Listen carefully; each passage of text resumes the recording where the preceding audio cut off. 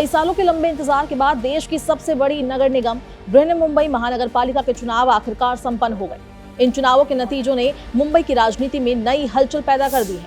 227 सीटों वाली बीएमसी में भारतीय जनता पार्टी 89 सीटों के साथ सबसे बड़ी पार्टी बनकर उभरी है, तो वहीं एकनाथ शिंदे की शिवसेना को 29 सीटें मिली है। इस तरह महायुति गठबंधन के पास कुल 118 सीटें हो गई है, जो मेयर पद के लिए जरूरी बहुमत से ज्यादा है। बीएमसी में मेयर चुने जाने के लिए 114 पार्षदों का समर्थन जरूरी होता है। आंकड़ों के लिहाज से देखा जाए तो महायुति ये संख्या आसानी से पार करती दिख रही है। ऐसे में सामान्य धारणा यही बन रही थी कि इस बार मुंबई का मेयर सत्ता पक्ष से ही होगा, लेकिन इस बीच विपक्ष ने ऐसा दांव चला है जिसने इस पूरे समीकरण को फिर से चर्चा में ला दिया है। शिवसेना उद्धव बालासाहेब ठाकरे गुट ने यह संकेत दिए कि मेयर की लड़ाई अभी पूरी तरह खत्म नहीं हुई है। पार्टी के वरिष्ठ नेता और राज्यसभा सांसद संजय राउत ने दावा कर दिया है कि विपक्ष बहुमत के बहुत ज्यादा दूर नहीं है। उनके मुताबिक विपक्षी खेमे को सिर्फ 6 पार्षदों का समर्थन मिल जाए तो पूरी बाजी पलट सकती है। संजय राउत का कहना है कि फिलहाल विपक्ष के पास कुल 108 पार्षदों का समर्थन है, जबकि मेयर बनने के लिए 114 का आंकड़ा चाहिए। उन्होंने साफ तौर पर कहा कि मुंबई की राजनीति में कुछ भी असंभव नहीं है और आखिरी वक्त तक हालात बदल सकते हैं। उनका इशारा उन पार्षदों की ओर था जो किसी भी पक्ष के साथ जा सकते हैं। इतना ही नहीं, संजय राउत ने इस मौके पर भाजपा और शिंदे गुट पर तीखा हमला बोला है। उन्होंने सवाल उठाया कि इतिहास में पहली बार हो रहा है कि मुंबई का मेयर दिल्ली से चुना जाएगा। उनका कहना था कि जिन नेताओं ने खुद को शिवसेना बताया, उन्हें अब मेयर तय कराने के लिए दिल्ली का रुख करना पड़ रहा है। उन्होंने इसे मुंबई और महाराष्ट्र की अस्मिता से जोड़ते हुए बड़ा राजनीतिक सवाल खड़ा किया। ये पहली बार इतिहास में हो रहा है।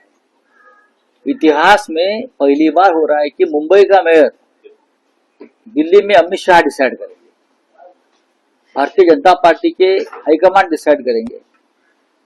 अब तक हमारी पूरी जिंदगी तो मुंबई में राजनीति में गई, हमने कभी देखा नहीं कि मुंबई का मेयर तय करने के लिए यहाँ के राजनीतिक दल, खास करके जो अपने आप को शिवसेना बताते हैं, एकनाथ शिंदे और उनके 40 लोग जो अपने आप को हम शिवसेना है असली, उनको दिल्ली में जाना पड़ रहा है झुककर।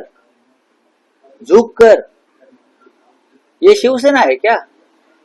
बालासाहेब ठाकरे अगर होते तो उनको एक कान के नीचे लगाकर बाहर निकाल देते। ये लाचार लोग हैं, ये लाचार लोग हैं। उनको स्वाभिमान नहीं है, उनको अभिमान नहीं है, उनको अस्मिता नहीं है। बस उनको सिर्फ सत्ता चाहिए और सत्ता के लिए दिल्ली के तलवे चाटने के लिए लोग तैयार हैं।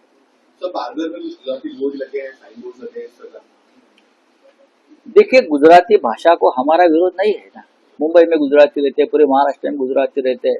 गुजरात में महाराष्ट्रियन लोग, मराठी लोग रहते हैं, बड़ौदा में रहते हैं, सूरत में रहते हैं। अब CR पाटिल जो है वो जलगांव से है। लेकिन क्या ये पॉलिसी बनी है महाराष्ट्र सरकार की? अगर है तो गुजरात में भी मराठी बोर्ड लगा दीजिए ना। ऐसा कुछ नहीं, सभी भाषा राष्ट्रभाषा है। मोहन भागवत जी ने कहा है ना, सभी भाषा राष्ट्रभाषा है। तो मुंबई पालघर की भाषा मराठी है, तो वहां गुजराती बोर्ड क्यों है? जो ठेकेदार है वो आडवन बंदर बोर्ड के लिए आ रहे हैं, उनके लिए लगाई है क्या?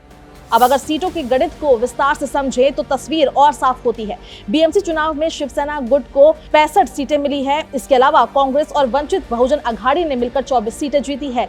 असदुद्दीन ओवैसी की पार्टी AIMIM ने 8 वार्डों में जीत दर्ज की है। राज ठाकरे की महाराष्ट्र नवनिर्माण सेना ने भी इस चुनाव में शिवसेना UBT के साथ तालमेल किया था। MNS को कुल 6 सीटें मिली है। वहीं समाजवादी पार्टी को 2 सीटों पर जीत मिली।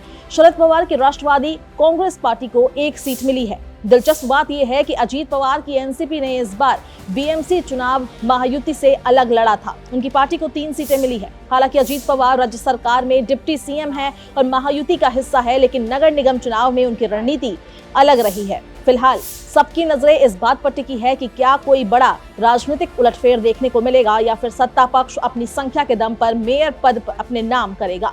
मुंबई की राजनीति में अगला कदम क्या होगा, इसका जवाब आने वाले दिनों में साफ हो जाएगा।